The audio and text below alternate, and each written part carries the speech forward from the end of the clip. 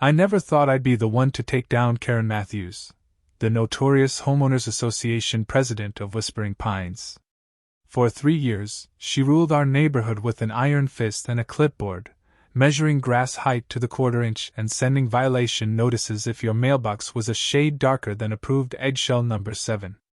But even I couldn't have predicted how far she would go, or how spectacularly she would fall. It all started when my sister and her family moved in with me temporarily while their house was being renovated. My 11-year-old nephew Ethan has cerebral palsy and uses a wheelchair. He's the brightest, most determined kid you'll ever meet. The first day they arrived, we installed a small, removable aluminum ramp over the 2 steps leading to my front door. Nothing permanent, nothing intrusive, just a practical solution so Ethan could come and go independently. The doorbell rang at 7:30 the next morning. There stood Karen, her platinum blonde bob perfectly styled despite the early hour, designer sunglasses perched on her head, and that infamous clipboard clutched to her chest. "Good morning," she said with a tight smile that didn't reach her eyes. "I notice you've made an unauthorized modification to your property." I blinked, still half asleep. "Excuse me? The ramp?" she said, pointing with a French manicured finger. "It's not on the approved structures list for front entrances. Article 7, Section 12 of the HOA bylaws clearly states that all exterior modifications must be approved by the Architectural Review Committee. I'll need you to remove it immediately." I took a deep breath. "Karen, it's a temporary ramp for my nephew who uses a wheelchair. He's staying with me for a few weeks." She consulted her clipboard. "I don't see any approved accommodation requests in your file. You'll need to submit Form 34B, with architectural drawings, material samples, and a physician's statement. The committee meets on the first Tuesday of next month." I couldn't believe what I was hearing. "My nephew needs to be able to enter and exit my house now, not in a month. This is a reasonable accommodation under the Americans with Disabilities Act." Karen's eyes narrowed. "The HOA predates ADA requirements, and our bylaws take precedence. You have 48 hours to remove the unauthorized structure, or you'll be fined $50 per day." She spun on her heel and marched down my walkway, leaving me speechless in the doorway. That day, I did some research. Turns out, Karen was dead wrong. The ADA absolutely applies to HOAs, regardless of when they were established. I printed out the relevant legal documents and dropped them in her mailbox with a polite note explaining that the ramp would stay until my nephew left, and that I'd be happy to discuss this further if she had concerns. The next day, I came home from work to find a violation notice taped to my door, a $200 fine for nuisance correspondence in a non-approved mailbox receptacle. Apparently, placing documents in Karen's mailbox violated another bylaw. I had to laugh at the absurdity, but my amusement was short-lived.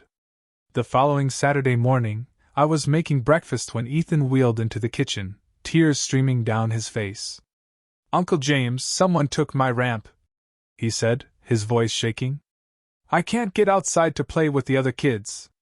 I rushed to the front door. The ramp was gone. Not just moved, completely gone. Through the window, I saw neighborhood kids playing street hockey. Ethan had been looking forward to watching them all week. My blood boiled. I knew exactly who was responsible. I carried Ethan down the steps and set him up in a spot where he could watch the game, then marched straight to Karen's house. Her pristine white colonial with its perfectly manicured hedges sat at the end of the cul-de-sac like a fortress. I rang the doorbell 3 times before she answered, wearing a tennis outfit, though I'd never once seen her play. "Where's the ramp?" I demanded, skipping any pretense of politeness. Karen crossed her arms. "I had it removed, as per Section 23 of the bylaws regarding unauthorized structures and HOA remediation rights. You were given notice. That ramp is my property. You stole it. Where is it?" I was struggling to keep my voice level. She sighed dramatically, as if I were a troublesome child. "The non-compliant item has been disposed of. If you continue with this hostile attitude, I'll have to report you for creating a disruptive environment, which carries a $500 fine." I couldn't believe what I was hearing. Karen, that ramp cost over $800.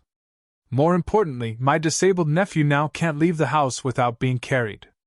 That's not just mean, it's illegal. I'm simply enforcing the bylaws you agreed to when you moved here," she said with a smug smile. "Perhaps next time you'll follow proper channels before making unauthorized changes to the exterior aesthetic of our community." I took a step back, realizing I needed to handle this differently. "You know what? You're right. I should have followed proper channels. And now I will." I pulled out my phone and took a picture of her smug smile for the evidence file. Her expression faltered. "What do you think you're doing?" she asked. "Documenting the person who committed theft and violated federal disability law. The police will appreciate having a clear image." I turned and walked away as she sputtered behind me. "You can't prove anything. The police don't care about HOA matters." But I wasn't going to the local police. Not yet, anyway. I went straight home and called an attorney who specialized in ADA compliance issues. After I explained the situation, he was practically salivating. "This is open and shut," he said. "Destruction of medical equipment, willful ADA violation, theft of property worth over $500. She's looking at serious consequences." The following Monday, I took the day off work. At 9 a.m. sharp, two things happened simultaneously. Karen received a certified letter from my attorney outlining the multiple federal laws she had violated, and I filed a formal police report about the theft and destruction of medical equipment. By noon, 3 other families in the neighborhood had come forward with their own stories of Karen's discriminatory enforcement of HOA rules against residents with disabilities or medical needs. Karen's response? She called an emergency HOA meeting for that evening. I attended, along with nearly every homeowner in the neighborhood. A stark contrast to the usual empty meetings where Karen and her 2 cronies made decisions unopposed. She stood at the podium, red-faced, clutching a stack of bylaws. "We have a resident who is trying to circumvent our established procedures," she began, glaring in my direction. "If we allow one unauthorized ramp, next thing you know, people will be painting their houses purple and parking commercial vehicles in driveways." I waited for her to finish, then raised my hand. When she reluctantly acknowledged me, I stood up. "I'd like to address the board about the theft and destruction of medical equipment from my property, which constitutes a federal crime." Karen's face went from red to purple. "That's a lie. The HOA has remediation rights." I held up my phone. "I have security camera footage showing you and the association's maintenance person removing the ramp at 6:15 a.m. on Saturday. I didn't actually, but the maintenance person's face told me everything I needed to know.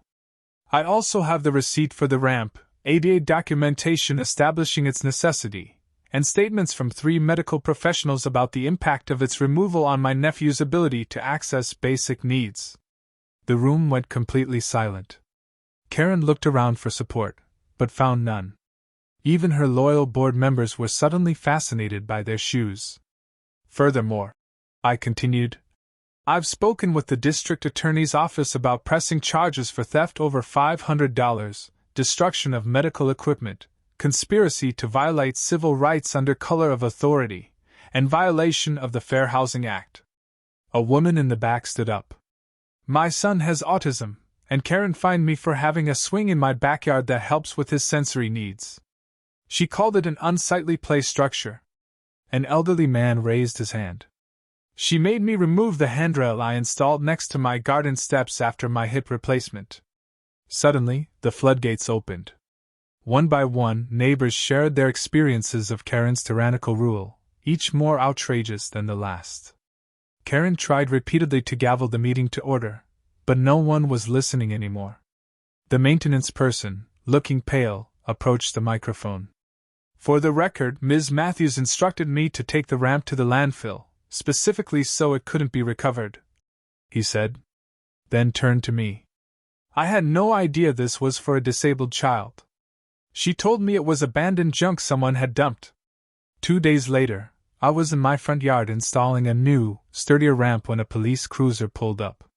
2 officers approached Karen's house and knocked on the door. I couldn't hear what was said, but I watched as they escorted her to the patrol car, not in handcuffs, but clearly under direction. The neighbors gathered on their lawns, watching in silent amazement as the Queen of Whispering Pines was dethroned.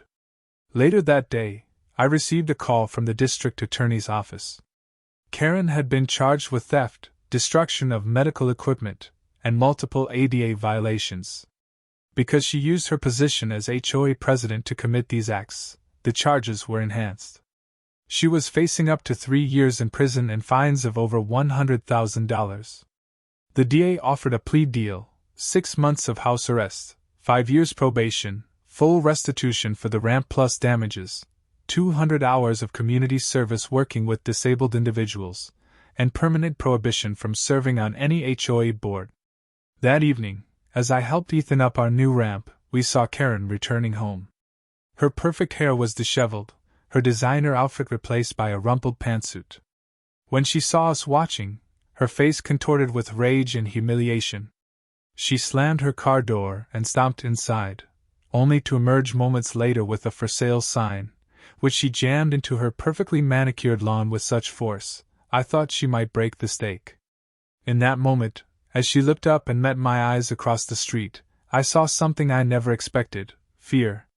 Karen Matthews, who had terrorized our neighborhood with petty power and arbitrary rules, had finally discovered that real rules, actual laws, applied to her, too. And she was terrified. For more powerful stories like this, follow KH Stories.